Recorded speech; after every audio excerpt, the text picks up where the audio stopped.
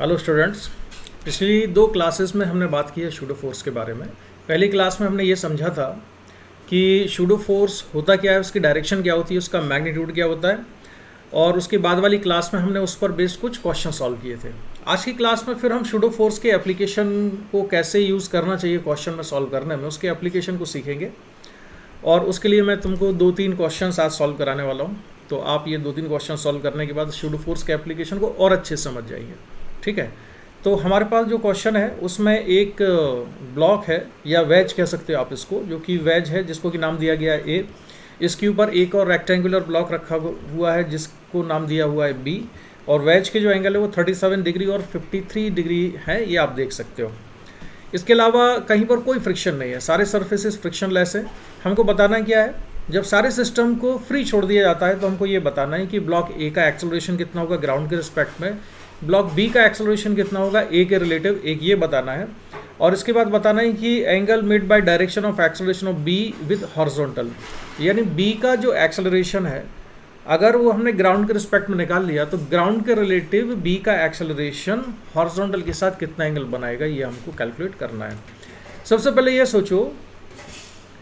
पहले ये सोचो कि जो ब्लॉक ए है वो मूव क्यों करेगा। तो ब्लॉक ए के पास मूव करने की वजह क्या है? ब्लॉक ए के पास मूव करने की वजह यह है कि ब्लॉक बी की वजह से जो कॉन्टैक्ट फोर्स इस पर लगने वाला है, नॉर्मल रिएक्शन जिसको हम कहते हैं, वो नॉर्मल रिएक्शन की वजह से मूव करेगा, जिसको मैं डायग्राम में बना के दिखा देता हूँ आपको कि ये देखिए, ये जो नॉर्मल रिएक्शन है, इस नॉर्मल रिएक्शन को नाम दे दिया हमने एन ए बी। इस N A B contact force की वजह से ए मूव करेगा। इस एन ए बी का जो हॉरिजॉन्टल कंपोनेंट होगा इस तरह से एन ए बी साइन 37, और जो वर्टिकल कंपोनेंट आएगा इसका वो आएगा एन ए बी कॉस 37। हमको वर्टिकल कंपोनेंट से मतलब नहीं है क्योंकि वर्टिकल डायरेक्शन में तो ए का कोई मूवमेंट है नहीं। एन ए बी साइन 37 की वजह से वेज ए एक्सेलरेट होगी राइट साइड में। ठीक है, तो एक फ्री बॉडी डायग्राम बना देते हैं हम जल्दी से। तो free body diagram of block A relative to ground मैंने बनाया। इस फ्री बॉडी डायग्राम में कौन कौन से फोर्सेस लग रहे होंगे? ग्रेविटेशनल फोर्स लग रहा है एम ए जी, और ग्राउंड से जो नॉर्मल रिएक्शन है वो नॉर्मल रिएक्शन लगेगा इस पर, और एक एन ए बी फोर्स जिसके बारे में हम ऑलरेडी बात कर चुके हैं। ठीक है, एन ए बी का जो हॉरिजॉन्टल कंपोनेंट है, इस हॉरिजॉन्टल कंपोनेंट की वजह से एक्सलेट होगा ब्लॉक ए। तो उसकी न्यूटन सेकंड लॉ से इक्वेशन लिख लेते हैं। अब मैं बहुत ज़्यादा माइन्यूट डिटेल पर नहीं जाऊँगा क्योंकि ये चीज़ पहली क्लास में हम डिस्कस कर चुके हैं। तो N A B sine 37 equals to mass of block A into acceleration of block A, ये इक्वेशन नंबर 1। अब मैं ब्लॉक बी का फ्री बॉडी डायग्राम बनाता हूँ ए के रिलेटिव, और ब्लॉक बी कैसा है? एक्सेलरेटेड है, ए भी एक्सेलरेटेड है। और अगर मैं ए के रिलेटिव फ्री बॉडी डायग्राम बनाता हूँ बी का, तो बी पर मुझे शूडो फोर्स लगाना पड़ेगा। शूडो फोर्स किस डायरेक्शन में होगा? शूडो फोर्स होगा ए का जो एक्सेलरेशन है उसकी अपोजिट डायरेक्शन में। और शूडो फोर्स का मैग्नीट्यूड कितना होगा? शूडो फोर्स होता है मास उस बॉडी का जिस बॉडी पर शूडो फोर्स लगाना है इनटू एक्सेलरेशन उसका जिसके रिलेटिव हम फ्री बॉडी डायग्राम बना रहे हैं। ठीक है, तो उसको ध्यान में रखते हुए जब हम फ्री बॉडी डायग्राम बनाते हैं तो बी पर एक एम बी जी बनेगा, एन ए बी बनेगा, और एम बी एक्सेलरेशन ऑफ ए, ये शूडो फोर्स बना जिसकी डायरेक्शन है लेफ्ट साइड में। अब हमको इसकी इक्वेशन लिखनी है तो हम फोर्सेस को रिजॉल्व कर लेते हैं। तो फोर्सेस को मैं उसी डायग्राम में ना रिजॉल्व ना करके थोड़ा नीचे डायग्राम बना रहा हूँ जिससे कि आपको ये साफ साफ दिखे। तो एम बी ए जो कि शूडो फोर्स है उसका एक कंपोनेंट होगा एम बी ए कॉस 37, और ग्रेविटेशनल फोर्स का कंपोनेंट हुआ M B G sine 37 down the incline plane. Incline plane के परपेंडिकुलर जो कंपोनेंट्स हैं वो कंपोनेंट है N A B, already N A B perpendicular है, एम बी ए साइन 37 और एम बी जी कॉस 37, जैसा कि आप डायग्राम में देख रहे हो। शूडो फोर्स के दो कंपोनेंट किए हैं मैंने। शूडो फोर्स का जो एक कंपोनेंट है वो तो इधर आ गया है, ठीक है, और जो दूसरा कंपोनेंट है शूडो फोर्स का, वो शूडो फोर्स का दूसरा कंपोनेंट कहाँ पर है? Perpendicular to the incline plane है। अब हम न्यूटन सेकंड लॉ से इक्वेशन लिखना शुरू करते हैं। तो मैं पहली इक्वेशन लिख रहा हूँ N A B plus M B A sine 37 minus M B G cos 37 equals to 0। ठीक है, ये 0 क्यों लिखा है मैंने? किस डायरेक्शन में इक्वेशन लिखी है?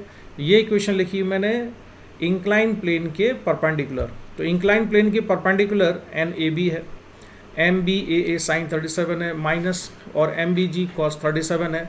इस डायरेक्शन में ब्लॉक बी का कोई भी एक्सेलरेशन नहीं है, इसलिए ये इक्वेशन बनी। इसके बाद हम दूसरी इक्वेशन लिख लेते हैं डाउन द इंक्लाइन प्लेन, तो वो है एन ए बी, दूसरी इक्वेशन है M B A cos 37 plus M B G sine 37 equals to M B A, ये इक्वेशन नंबर, इसको हमने 4 नाम दे दिया। ठीक है, अब हम आ जाते हैं इन इक्वेशंस को लेकर नेक्स्ट पेज पर। तो मैं इक्वेशन जो काम की है डायरेक्ट अब केवल इक्वेशन लिख ले रहा हूँ इसमें। तो N A B sine 37 equals to M A, ये इक्वेशन नंबर 1। इक्वेशन नंबर 2 को मैंने पिछले पेज से यहाँ पर लिख लिया है, N A B M G B cos 37 minus M B A sine 37, this is equation number 2। Equation number 3 है एम बी, या इक्वेशन नंबर 4 नाम दे दिया है मैंने, कोई फ़र्क नहीं पड़ता, 2 के बाद डायरेक्ट 4 लिख लिया है। तो M B A cos 37 M B G sine 37 equals to M B A, A B A का मतलब है कि बी का एक्सेलरेशन है ये ए के रिलेटिव। ठीक है, इन इक्वेशन को हम सॉल्व करते हैं और क्वेश्चन में ये गिवन है कि M A equal to M B equal to 1 kg, दोनों का मास कितना है 1 kg की इक्वल है। तो दोनों इक्वेशन को जब हम सॉल्व करते हैं 1 और 2 को, तो हमको सॉल्व करने के बाद क्या मिलता है, इनको सॉल्व करने के बाद हमको मिलता है acceleration of A equals to 6g/17। ये पहले पार्ट का आंसर आया। फर्दर सब्स्टिट्यूट करते हैं हम एक्सेलरेशन ऑफ ए की value, acceleration of A ground के रिस्पेक्ट में जो है उसकी वैल्यू को हम सब्स्टिट्यूट करते हैं इक्वेशन नंबर 4 में। इक्वेशन नंबर 4 में सब्स्टिट्यूट करने के बाद जो आंसर आता है वो 15g/17। तो ये रिलेटिव एक्सेलरेशन है, बी का एक्सेलरेशन ए के रिलेटिव 15g/17 है। इसके बाद दूसरी चीज़ हमसे जो क्वेश्चन में पूछी हुई है वो ये है कि ग्राउंड के रिस्पेक्ट में जो बी का एक्सेलरेशन है वो हॉरिजॉन्टल से कितना एंगल बनाता है। तो मैंने सबसे पहले तो बी का एक्सेलरेशन टोटल बनाया। एक्सेलरेशन ऑफ बी, यहाँ पर आप देखो डायग्राम में देखो जरा, जो फ्री बॉडी डायग्राम है यहाँ पर ये मैंने बी का एक्सेलरेशन बनाया। तो बी का एक एक्सेलरेशन तो कहाँ पर है, ए के रिलेटिव है। ठीक है, ये डाउन द इंक्लाइन प्लेन है। और दूसरा जो ए है वो खुद एक्सेलरेटेड है राइट साइड में। तो ब्लॉक ए का जो एक्सेलरेशन है वो तो बी के पास है ही, लेकिन ए के रिलेटिव बी का जो एक्सेलरेशन है वो भी बनाया। तो इसका टोटल एक्सेलरेशन अब मैं ग्राउंड के रिस्पेक्ट में लिखता हूँ, एक्सेलरेशन को रिजॉल्व कर लेता हूँ। और एक्सेलरेशन को रिजॉल्व करने के लिए जिस कोऑर्डिनेट सिस्टम को मैं फॉलो करूँगा वो कोऑर्डिनेट सिस्टम भी मैंने बना दिया है। राइट साइड वाली डायरेक्शन को positive X axis, upper direction को पॉजिटिव वाई एक्सिस हम लेंगे। ठीक है, तो acceleration of B with respect to ground हो जाएगा acceleration of A minus acceleration of B with respect to A cos 37 I cap, ये हॉरिजॉन्टल कंपोनेंट हुआ, minus acceleration of B with respect to A sine 37 J cap, ये vertical component हुआ, जो कि आप diagram में देख सकते हो कि उसको हमने किस तरह से रिजॉल्व किया हुआ है। इसको अगर हम सिंप्लीफाई कर लें तो सिंप्लीफाई करने पर एक एक्सेलरेशन ऑफ ए की जो वैल्यू है वो है 6g/17 और acceleration of B with respect to A 15g/17 था, cos 37 की वैल्यू रख देते हैं। और acceleration of B with respect to A J cap वाली टर्म में भी हमने रखा। इसको सिंप्लीफाई करने पर हमारे पास कितना आंसर आया, आंसर आता है -6g/17 आई कैप माइनस 9g/17 जे कैप। ठीक है, माइनस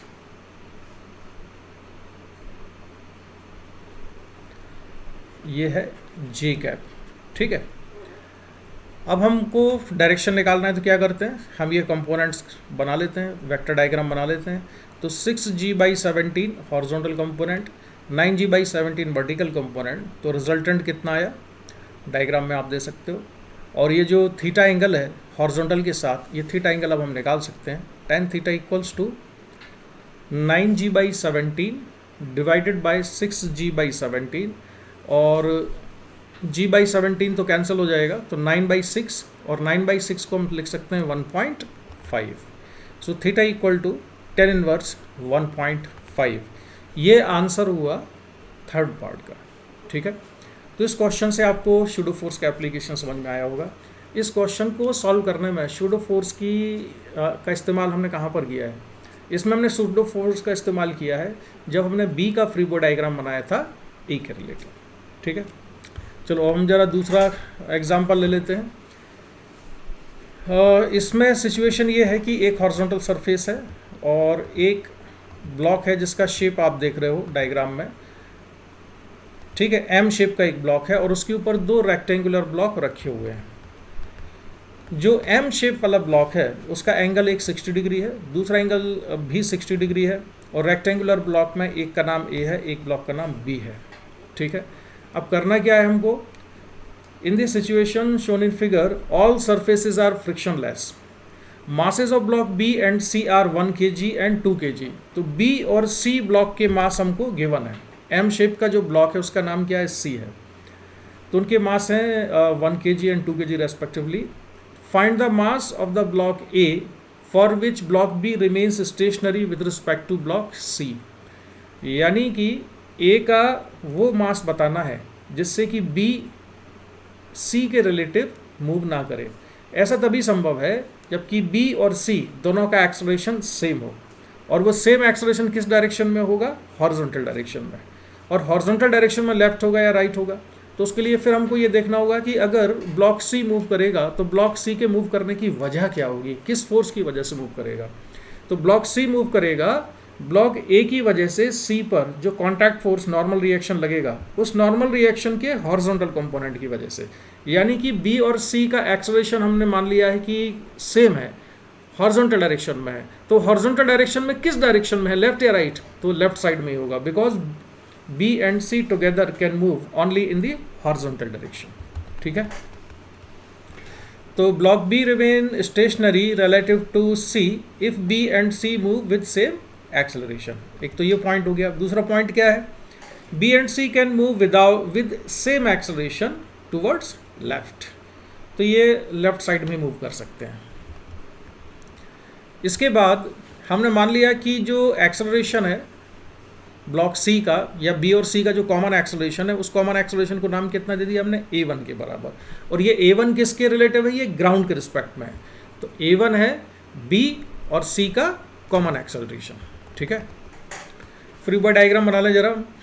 तो कौन कौन से फोर्सेस लग रहे होंगे इस पर, जो फोर्सेस लग रहे होंगे बी और सी का एक्सेलरेशन अगर कॉमन है तो बी और सी को मिला के हम एक सिंगल सिस्टम मान सकते हैं। उस सिंगल सिस्टम पर कौन कौन से फोर्सेस लग रहे होंगे, एक तो ग्रेविटेशनल फोर्स लग रहा होगा mg, इसमें मास एक ब्लॉक का है 1 kg, दूसरे ब्लॉक का मास 2 kg है, तो 1 + 2 यानी 3g मैंने लिखा ग्रेविटेशनल फोर्स वर्टिकली डाउनवर्ड। एक ग्राउंड से नॉर्मल रिएक्शन लगेगा सी पर, उसको मैंने वर्टिकली अप बनाया।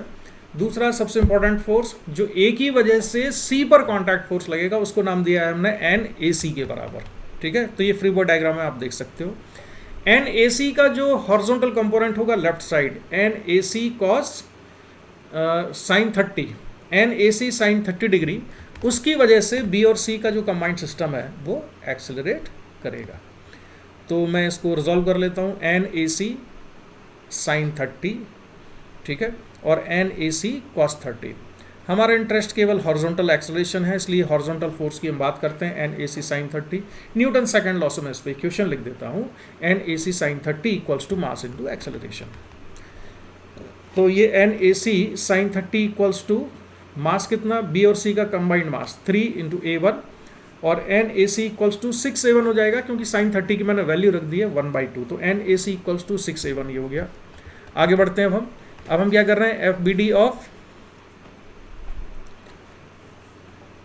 B relative to C। तो B का फ्री बॉडी डायग्राम बना रहे हैं हम C के रिलेटिव। अब यहाँ पर शूडो फोर्स का एप्लीकेशन होगा, जिसकी वजह से मैंने ये क्वेश्चन यहाँ पर कंसिडर किया है, ये एग्जाम्पल इसलिए लिया है जिससे कि आपको शूडो फोर्स का एप्लीकेशन हम समझा पाए। तो अच्छा, हमको शूडो फोर्स लगाने की जरूरत पड़ क्यों रही है यहाँ पर, या हम B का फ्री बॉडी डायग्राम या B को C के रिलेटिव क्यों करना चाहते हैं, क्योंकि ग्राउंड के रिस्पेक्ट में अगर हम एक्सेलरेशन देखेंगे तो उसमें कुछ प्रॉब्लम आ सकती है, ठीक है। एनीवे, उसको पर मैं बाद में आता हूँ। अभी हम देख लेते हैं B का फ्री बॉडी डायग्राम। अगर हमने C के रिलेटिव बनाया और C एक्सेलरेटेड है लेफ्ट साइड में, तो B पर शूडो फोर्स लगेगा किस डायरेक्शन में, राइट साइड में। कितना होगा, mass of B acceleration of C, ठीक है। तो फ्री बॉडी डायग्राम में ये फोर्सेस बनाए B के, NBC, ये कौन सा फोर्स है, B और C के बीच में लगने वाला कॉन्टैक्ट फोर्स। शूडो फोर्स है MBA1, मास ऑफ B, ठीक है। मास किसका होगा, B का, और एक्सेलरेशन किसका होगा, A1 C का। हालांकि बी और सी दोनों का एक्सेलरेशन ग्राउंड के रिस्पेक्ट में सेम है और वो a1 के ही बराबर है, लेकिन यहाँ पर हम फ्री बॉडी डायग्राम बना रहे हैं बी का सी के रिलेटिव, तो बी पर शूडो फोर्स लगेगा, बी का मास आएगा, सी का एक्सेलरेशन आएगा एम बी इंटू a1 और एक ग्रेविटेशनल फोर्स एम बी जी। ठीक है, अब हमको अगर इक्वेशन लिखनी है तो फोर्सेस को रिजॉल्व करने होंगे, तो हम फोर्सेस को रिजॉल्व कर लेते हैं। फोर्सेस को रिजॉल्व करने पर एम बी जी कॉस 60 और जो दूसरा इसका एम बी जी कॉस 60 और M B A one cos 30। ठीक है, ये किस डायरेक्शन में हमने फोर्सेस को लिखा है, मैंने एम बी जी और एम बी ए वन केवल इसको रिजॉल्व किया है मैंने इंक्लाइन प्लेन के अलावा। ठीक है, इस डायरेक्शन में बी का सी के रिलेटिव कोई एक्सेलरेशन नहीं है, बी का एक्सेलरेशन सी के रिलेटिव नहीं है, इसलिए इक्वेशन क्या बनेगी, नेट फोर्स इक्वल टू 0। तो नेट फोर्स 0 करने पर इक्वेशन क्या बनी, M B G cos 60 equals to M B A one cos 30। ठीक है, इसको सिंप्लीफाई किया और आपके पास वैल्यू आ जाएगी a1 की। g को मैंने रखा 10, cos 60 को रखा 1/2, तो यह है a1 इंटू और cos 30 को √3/2, तो a1 कितना आ गया 10/√3। ये है इक्वेशन नंबर 2। और अगर मैं a1 की वैल्यू इक्वेशन नंबर 1 में रख दूं तो उससे NAC की वैल्यू निकल आती है और वो हो जाता है 60/√3। तो NAC आ गया 60/√3, a1 आ गया 10/√3। तीन इक्वेशंस हमारे पास हो चुकी हैं। ठीक है, हालांकि पहली इक्वेशन में भूल NAC इक्वल टू 6a1 उसका अब आगे यूज़ नहीं होगा, क्योंकि आगे हमको जो यूज़ होगा वो केवल 2 और 3 का ही आएगा। आगे बढ़ते हैं। अब ए का फ्री बॉडी डायग्राम बनाया मैंने। ए का फ्री बॉडी डायग्राम किसके रिलेटिव बना रहा हूं मैं, सी के रिलेटिव। सी एक्सेलरेटेड है, ब्लॉक सी एक्सेलरेटेड है लेफ्ट साइड पे। यहाँ पर शूडो फोर्स हमें अप्लाई करना पड़ेगा जब मैं फ्री बॉडी डायग्राम बनाऊंगा ए का। शूडो फोर्स क्यों लगाते हैं, याद है ना, भूल तो नहीं गए। शूडो फोर्स हम इसलिए लगाते हैं कि ए पर अगर मैं न्यूटन सेकंड लॉ लगाऊंगा बगैर शूडो फोर्स के तो उससे गलत आंसर आएगा। तो ये एक जुगाड़ हमने निकाली हुई है कि अगर एक्सेलरेटेड फ्रेम है और एक्सेलरेटेड फ्रेम में भी हम न्यूटन्स लॉ लगा के आंसर निकालना चाहते हैं तो हमें क्या करना पड़ेगा, शूडो फोर्स लगाना पड़ेगा। ठीक है, तो मैंने ए का फ्री बॉडी डायग्राम बनाया सी के रिलेटिव। सी नॉन इनर्शियल फ्रेम है, शूडो फोर्स लगा दूं अगर मैं ए पर तब मैं न्यूटन्स लॉ लगा के सही आंसर निकाल पाऊंगा, इसलिए शूडो फोर्स लगाते हैं। शूडो फोर्स किस डायरेक्शन में होगा, शूडो फोर्स होगा सी के एक्सेलरेशन की अपोजिट डायरेक्शन में। मैग्नीट्यूड कितना होगा, मास ए का, सी का एक्सेलरेशन। तो एम ए जी साइन 60, ये जो फोर्सेस हैं मैं उनको बना दे रहा हूँ।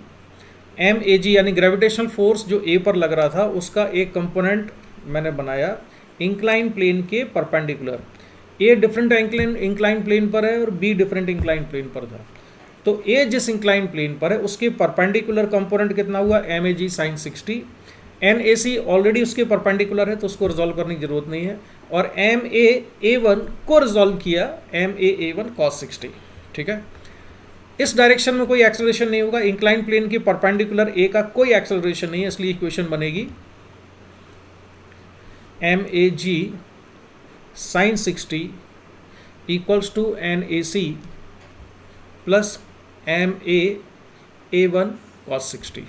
ठीक है, तो अब हम इसको थोड़ा सिंप्लीफाई कर लेते हैं इस इक्वेशन को। तो एम ए इंटू जी की वैल्यू मैंने रखा 10, साइन 60 को √3/2 equals to N A C already हम कैलकुलेट कर चुके हैं 60/√3, एम ए प्लस 10/√3, ये मैंने A1 की वैल्यू रखी 10/√3। ठीक है, ये जो 10/√3 है किसकी वैल्यू है, A1 की, जो पहले हम निकाल चुके हैं इक्वेशन नंबर 2 में, और ये रख रहा हूँ मैं इक्वेशन नंबर 3 से एन ए सी की वैल्यू 60/√3। इसको सिंप्लीफाई कर दें, तो इसको सिंप्लीफाई करते हैं हम, कितना आंसर आता है देखते हैं। तो 2 से अगर मैंने कैंसिल किया ये तो ये हो जाएगा 5, और यहाँ पर भी ये 2 से कैंसिल होगा तो ये हो जाएगा 5। ठीक है, तो ये 5√3 M A equals to 60/√3 plus 5/√3 M A के बराबर। तो अब जिन टर्म्स में एम ए है उनको हम एक साथ कर लेते हैं। तो M A into 5√3 minus 5/√3 equals to 60/√3। Further simplify किया, M A into 5√3 into √3 LCM लिया तो ये हो जाएगा 15 माइनस 5 अपॉन √3 और 60 के नीचे जो √3 है वो √3 कैंसिल हो जाएगा। सिंप्लीफाई करने पर 15 माइनस 5 हुआ 10, तो M A into 10 equals to 60, M A equals to 6 यानी 6 kg।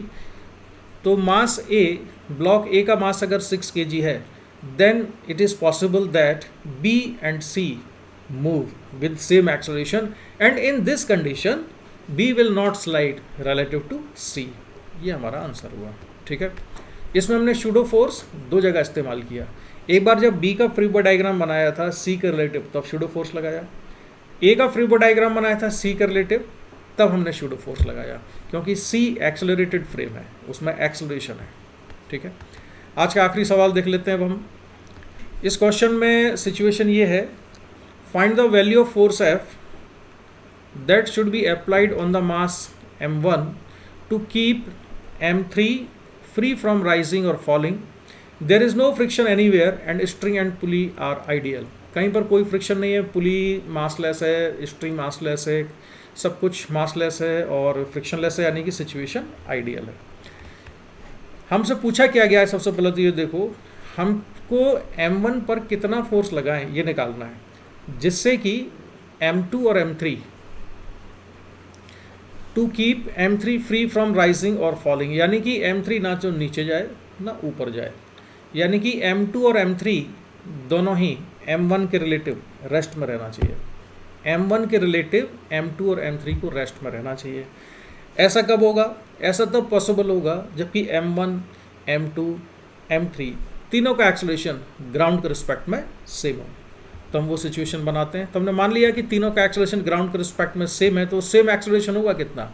सेम एक्सेलरेशन आएगा total force F divided by total mass m1 plus m2 plus m3। ठीक है, so m2 and m3 has to remain stationary relative to m1, ये requirement है। इसका मतलब क्या हुआ?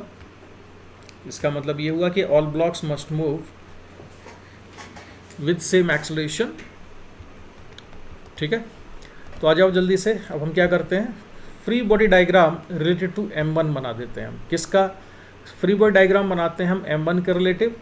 एक चीज़ ध्यान रखना कि m1 अगर लेफ्ट साइड में एक्सेलरेटेड है और उसके रिलेटिव फ्री बॉडी डायग्राम बना रहे हैं तब हमको शूडो फोर्स लगाना पड़ेगा। यही शूडो फोर्स का एप्लीकेशन इस क्वेश्चन में, इसी वजह से हमने ये क्वेश्चन एज एन एग्जाम्पल लिया हुआ है। ठीक है, तो पहले फ्री बॉडी डायग्राम बनाया m2 का, तो कौन कौन से फोर्सेस लगेंगे? ग्रेविटेशनल फोर्स m2g और नॉर्मल रिएक्शन n12 जो 1 और 2 के बीच में है। टेंशन T जो स्ट्रिंग कनेक्ट करती है m2 को, उसकी वजह से राइट साइड में। और pseudo force m2 into a, जिस बॉडी पर शूडो फोर्स लगाना है मास उसका, और एक्सेलरेशन उस फ्रेम ऑफ रेफरेंस का जिसके रिलेटिव फ्री बॉडी डायग्राम बनाया है। तो एक्सेलरेशन किसका है? ये m1 का, हालांकि m1, m2, m3 तीनों का एक्सेलरेशन कॉमन है, तो m2 इंटू a ये शूडो फोर्स हो गया। अब इसके बाद फ्री बॉडी डायग्राम हम बना लेते हैं m3 का। तो इसके शूडो फोर्स में कौन कौन से, इसके फ्री बॉडी डायग्राम में कौन कौन से फोर्सेज हैं? m3g ग्रेविटेशनल फोर्स, m3 पर टेंशन वर्टिकली अपवर्ड। m1 जब राइट साइड एक्सेलरेट होगा तो m3 को कॉन्टैक्ट फोर्स लगाएगा, उस कॉन्टैक्ट फोर्स को नाम दिया है हमने नाम n3। और m3 पर जो शूडो फोर्स लगेगा वो होगा लेफ्ट साइड, क्योंकि ये फ्री बॉडी डायग्राम किसके रिलेटिव बनाया है हमने? फ्री बॉडी डायग्राम बनाया है m1 के रिलेटिव। तो m1 का एक्सेलरेशन है राइट साइड में, तो शूडो फोर्स होगा लेफ्ट साइड में। मैग्नीट्यूड कितना होगा? मास उस बॉडी का जिस पर शूडो फोर्स लगाना है, एक्सेलरेशन उसका जिसकी रिलेटिव शूडो फोर्स बनाया है। ठीक है, तो m3a। अब हम क्या करें इस पर? अब हम इसकी इक्वेशंस को सॉल्व कर दें अगर, तो बहुत ही आसान है इसकी इक्वेशंस को सॉल्व करना। और अभी हमने पीछे देखा हुआ है कि एक्सेलरेशन हमको मालूम है। ठीक है, हमको वैल्यू किसकी कैलकुलेट करनी है? f की, और एक्सेलरेशन हमको मालूम है। तो इसमें क्या इक्वेशन लिखी जा सकती है इस पर? इसको सॉल्व करने के लिए जो इक्वेशन बनाएंगे, अब इक्वेशन बनाना तो बहुत ही आसान है। जैसे कि मैं अगर इक्वेशन लिखूं bye Newton second law, m3 पर इक्वेशन लिख रहा हूं, तो tension T minus m3g equals to m3 into acceleration, लेकिन एक्सलेशन कितना है 0, तो यहाँ से इक्वेशन आ जाती है t इक्वल्स टू m3g। ठीक है, एक इक्वेशन तो मेरे पास ये आ गई। इसके बाद मैं m2 पर इक्वेशन लिख रहा हूँ हॉरिजॉन्टल डायरेक्शन में, या m2 पर न्यूटन सेकंड लॉ से इक्वेशन लिख रहा हूँ, तो वो हो जाएगा t minus m2a equal to mass m2 into acceleration, और एक्सलेशन कितना है 0। ये एक्सलेशन हमने किसके रिलेटिव लिखे हैं 0, ये लिखे हैं m1 के रिस्पेक्ट में। एक चीज़ याद रखना, जब भी आप न्यूटन सेकंड लॉ लगा के इक्वेशन लिखते हो net force equal to mass into acceleration, तो वो एक्सलरेशन उसी के रिलेटिव लिखा जाता है जिसके रिलेटिव फ्री बॉडी डायग्राम बनाया था। तो फ्री बॉडी डायग्राम हमने m1 के रिलेटिव बनाया था, और m1 के रिलेटिव एक्सलेशन 0 है। तो यहाँ से सिंप्लीफाई करने से टेंशन की वैल्यू हो जाती है t equals to m2a। This is equation number 2। तो 1 और 2 से दोनों को मैं इक्वेट कर देता हूँ, तो यहाँ से आ जाएगा m3g इक्वल्स टू m2a, और m2 इंटू a एक्सलेशन की वैल्यू कितनी थी, वो था f upon m1 plus m2 plus m3 के बराबर। ठीक है, तो इसको अगर हम सिंप्लीफाई कर लें तो इससे f की वैल्यू कितनी आती है, f इक्वल्स टू आ जाएगा m3 upon m2 into m1 plus m2 plus m3 into g के बराबर। तो ये वैल्यू आ जाती है। ठीक है, और ये आंसर हुआ m3 by m2 m1 plus m2 plus m3g। तो स्टूडेंट्स, मुझे लगता है कि इन तीनों वीडियोस को देखने के बाद आपको शूडो फोर्स रिलेटेड चीज़ें क्लियर हो गई होंगी। इसके बाद भी अगर आपको कोई डाउट होता है शूडो फोर्स में या किसी और चीज़ में, तो इसमें व्हाट्सएप नंबर मैंने दिया हुआ है, उस व्हाट्सएप नंबर पर आप मैसेज करके मुझको इन्फॉर्म कर सकते हो। बाकी इसमें अगर जो मैंने किया है इसमें कोई चीज़ समझ में नहीं आई हो या कुछ इंप्रूवमेंट चाहते हो, कोई सजेशन हो, तो उसके बारे में बताना। आज की क्लास को हम यहीं ख़त्म करते हैं। Thanks for watching, bye bye.